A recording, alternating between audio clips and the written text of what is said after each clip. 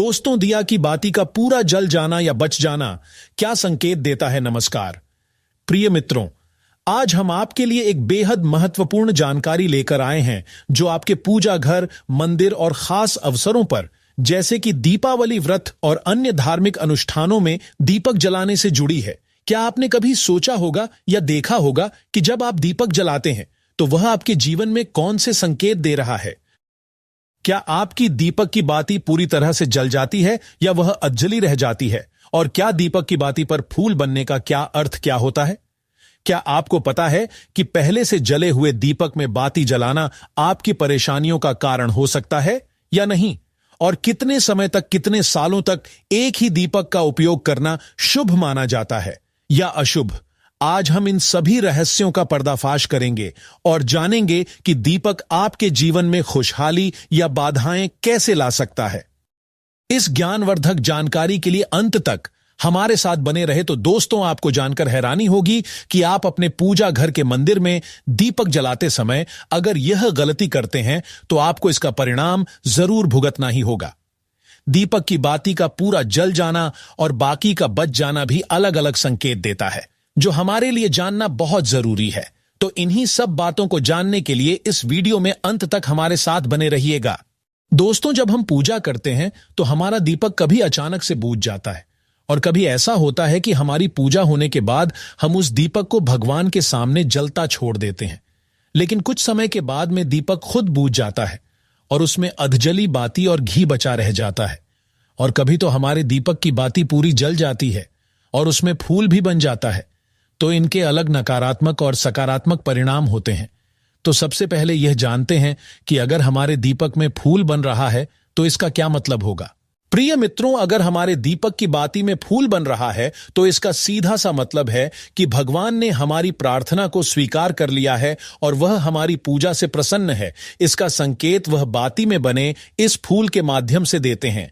अगर आपके घर में दिव्य शक्तियां मौजूद हैं और आपके साथ वह भी ईश्वर की पूजा में अपना ध्यान रखती है तो आपकी दीपक की बाती में एक से ज्यादा फूल बनते हैं और कभी साथ ही किसी भी देवी देवता का रूप भी दिखने मिलता है। तो अगर आपके दीपक की बाती में फूल बन रहा है तो आप सच में बहुत भाग्यशाली हैं। इसी के साथ दीपक जलाने के भी कुछ खास नियम आपको जरूर जाने चाहिए। दोस्तों, अगर आप पहले से जले हुए दीपक में अपनी बाती रखकर जलाते हैं तो ऐसा करने से दुर्भाग्य आपका पीछा कभी नहीं छोड़ता है। अगर दीपक में पहले से जली हुई बाती की राख या फिर रुई और कालिक है और आपने अपनी बाती इसमें रखकर जला दी तो ऐसा करने से भगवान आपसे प्रसन्न होने की बजाय नाराज हो जाते हैं और आपको इसके बहुत ही भयानक परिणाम देखने को मिलते हैं। आपके बनते हुए काम बिगड़ने लगते हैं, आपकी तिजोरी का धन खर्च होने लगता है और आपके धन आने के सारे रास्ते भी बंद हो जाते हैं। तो हमेशा यह ध्यान रखें कि जब भी आप दीपक जलाएं, आप हमेशा साफ सुथरे दीपक का ही इस्तेमाल करें। दोस्तों, इसी के साथ कुछ लोगों की आदत होती है कि वह हर थोड़े दिन बाद अपने दीपक को बदल देते हैं। इस पर गुरुजी का कहना है कि आप जिस दीपक से पूजा करते हैं उसे कभी मत बदलिए, आप उस दीपक को सिद्ध हो जाने दीजिए। जब कोई दीपक रोजाना भगवान के सामने जलता है तो वह दीपक समय के साथ सिद्ध हो जाता है। भगवान की सकारात्मक ऊर्जा उस दीपक में आ जाती है और जब भी आप वह दीपक जलाते हैं तो आपका तन और मन दोनों पवित्र हो जाते हैं। तो आप हर रोज उस दीपक को साफ कीजिए, फिर उसमें बाती रखकर जलाएं। आप जितनी बार भी दीपक जलाए उतनी बार उस दीपक को साफ करके बार बार उसी दीपक में बाती जलाए। लेकिन अगर आप गलती से भी उस दीपक को बदलते हैं तो आपकी तरक्की में रुकावट आ सकती है। इसलिए आप अपने दीपक को कभी भी मत बदलना।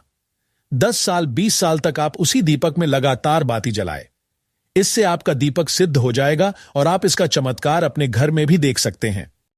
अगर आपके घर में कोई भी रोगी हो, बीमार हो या किसी का बुखार नहीं जा रहा हो तो आप इस दीपक को थोड़ी देर के लिए किसी बर्तन में डालिए और अब उस रोगी को यह पानी पिला दीजिए। 10-15 मिनट के भीतर उसका बुखार उतर जाएगा। वहीं अगर आपके घर में किसी को नजर लगी हो या फिर आपके व्यापार में किसी की नजर लगी हो, आपका धंधा अच्छे से नहीं चल रहा हो, तो भी आप इस दीपक को तांबे के बर्तन में पानी भरकर उसमें डाल दीजिए और रात भर के लिए छोड़ दीजिए।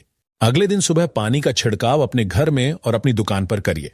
ऐसा करने से आपको साफ परिणाम दिखाई देंगे, क्योंकि जब हम लगातार एक ही वस्तु का प्रयोग अपनी पूजा में करते हैं तो वह वस्तु शुद्ध हो जाती है। भगवान की जो ऊर्जा होती है वह उस वस्तु में समा जाती है, तो कभी भी अपने मंदिर के दीपक को बदलने की गलती ना करें। दोस्तों, अगर आपके मंदिर का दीपक टूट जाता है या फिर खराब हो जाता है या खंडित हो जाता है, तभी आप उस दीपक को बदल सकते हैं। लेकिन फिर भी आप उस दीपक को ना फेंकें, बल्कि इसे अपने घर में संभाल कर रखें, क्योंकि यह भगवान की सकारात्मक ऊर्जा का भंडार होता है। वहीं अब आपको यह भी बता देते हैं कि अगर आपके दीपक की बाती पूरी नहीं जलती है और आपके दीपक में घी बच जाता है, तो इसका क्या परिणाम होता है।